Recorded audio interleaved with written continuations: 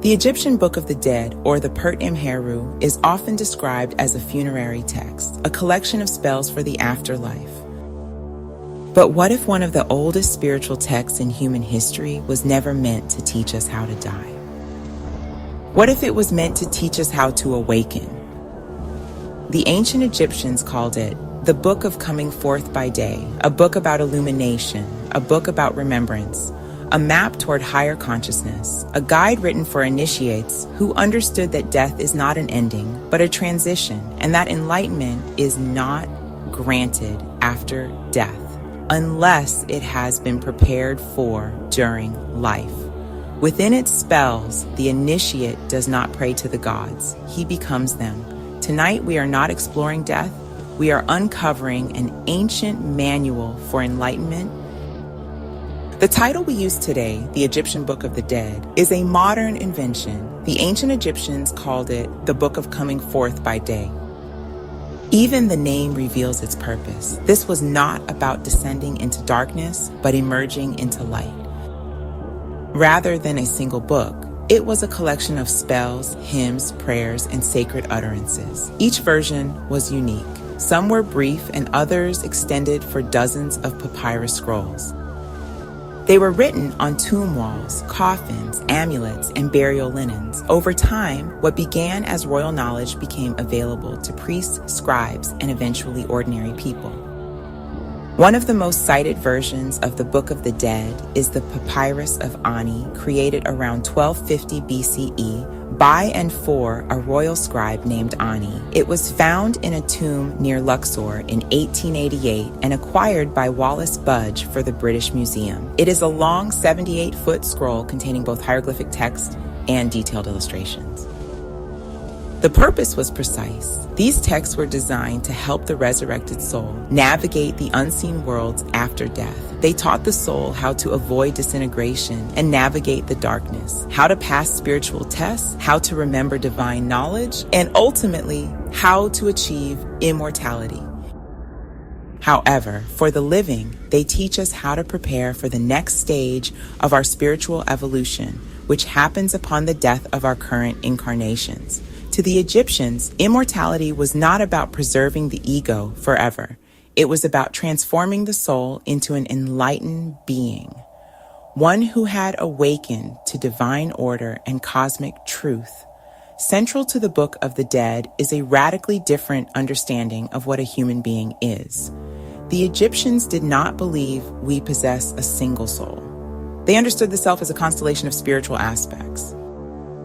The Ka was the life force, the vital energy that animated the body. The Ba was personality and consciousness, capable of traveling between worlds. The Ib, the heart, was the seat of memory, morality, and identity. The Ak was the goal, the luminous, transfigured spirit born from successful initiation. Death was not automatic enlightenment. It was a process, a continuation of spiritual development begun in life.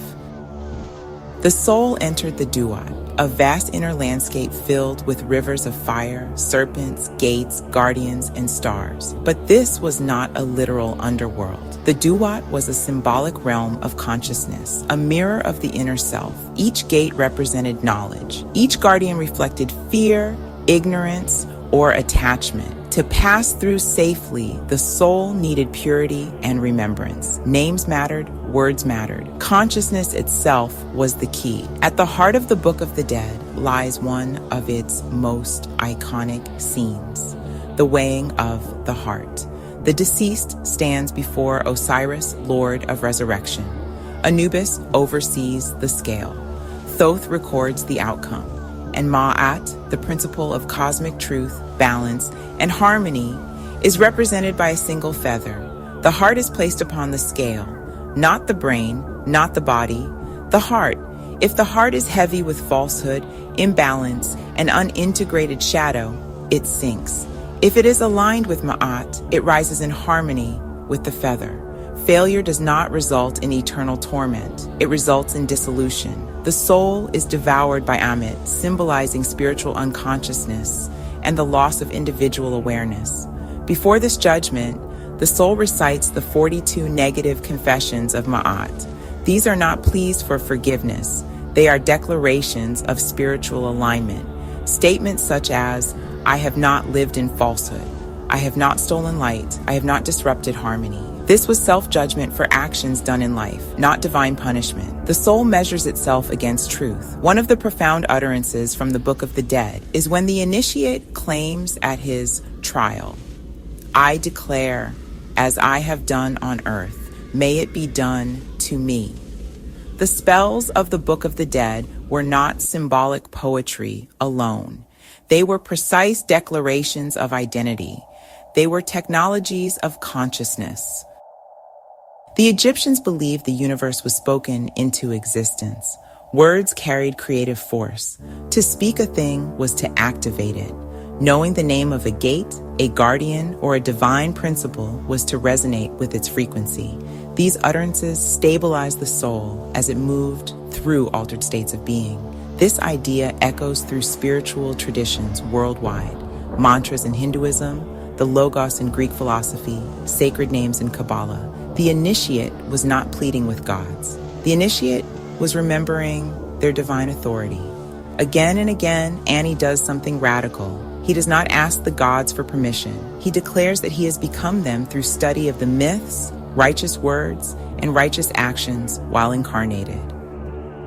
In the Papyrus of Ani, the initiate declares, I am Osiris. I have entered in as a spirit. I have come forth as a god. Elsewhere, Ani proclaims, I am Ra, who came forth from the primeval waters. I am Thoth, who speaks truth and sets things in order. I am Horus, the avenger of his father. These are not metaphors. To the Egyptian initiate, divinity was not external. The gods were cosmic principles expressed through consciousness. To speak these words was to align with the principle until Zin's identity transformed. This is why knowing names mattered. To know the name of a god was to resonate with its power. To declare identity with that god was to embody its function within the cosmic order. Ani does not worship Osiris as something separate from himself.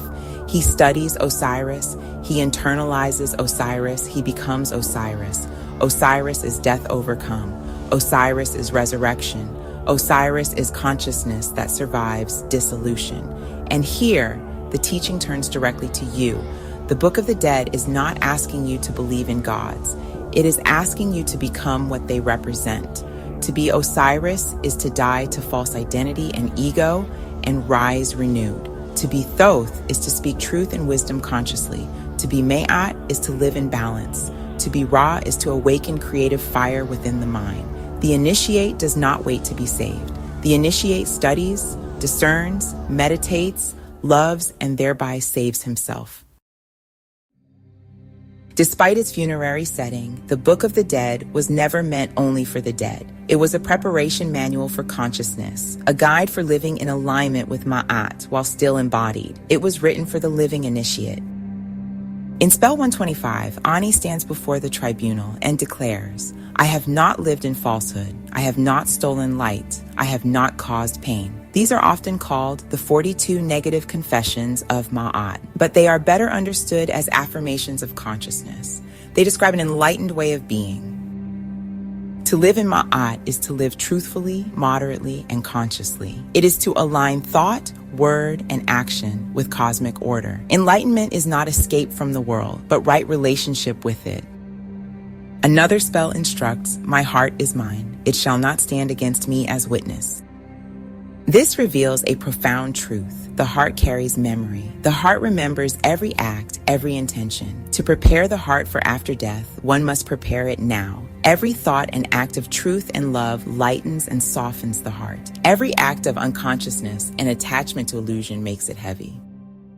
The text repeatedly emphasizes remembrance of identity. I know myself. I know my name. I know the names of the gods. Thus, to forget who you are is spiritual death. To remember is enlightenment. Who you are is one with the divine and one with all, with every god, every human, every beast, every blade of grass. Forgetting this is falling into the illusion of separation. The Book of the Dead also teaches mastery over fear. Serpents, flames, decapitation, and annihilation appear throughout the duat, yet the initiate is instructed not to flee. By naming these forces and standing calmly before them, they lose power. This mirrors inner spiritual work. Fear dissolves when it is seen clearly as illusion, and we find balance in wisdom. Wisdom that you cannot truly be harmed as you are an eternal soul. This is the true wisdom we glean from Isis and Osiris. One of the most profound teachings appears in spells of transformation. Ani declares his ability to assume different forms: a falcon, a lotus, a heron, a serpent of light. These are not fantasies of shape-shifting, but symbols of expanded consciousness. Enlightenment is flexibility of identity. The awakened soul is not trapped in a single form or role. An awakened soul is aware that they are one with the all.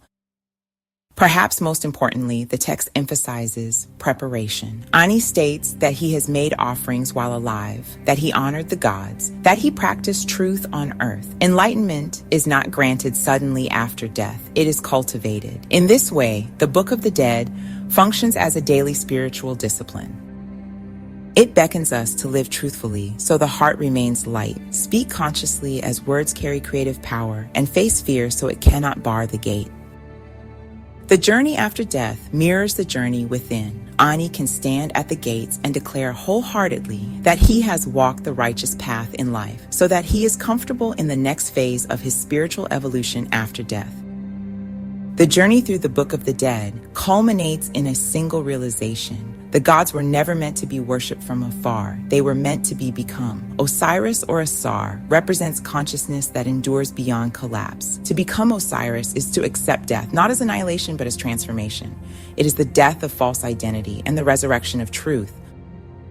Ra represents the eternal light of awareness. To become Ra is to awaken again and again, to carry consciousness through darkness without losing oneself, to serve as a sun that shares its light with others at all times without fail.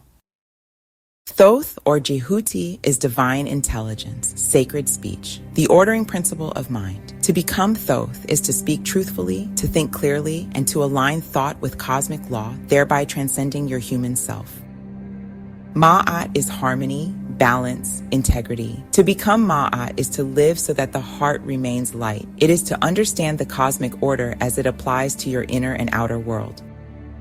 Isis, or Aset, is the balance of intuition and love, the reviver of the divine feminine within us all. Set is the ego that Horus defeats to proclaim that love, wisdom, and righteousness should reign. Horus, or Heru, is awakened sovereignty, the healed eye, conscious perception restored after fragmentation. Ani does not invoke these gods as favors. He affirms identity with them. I am Asar. I am Ra. I am Jehuti. These declarations are acts of one who walked toward enlightenment in life. By the end of the journey, Ani is no longer merely Ani. He becomes an Ak, a shining being, one who has unified the divine powers within. He becomes Asar Ani in name to show he has fully embodied the principles of the All.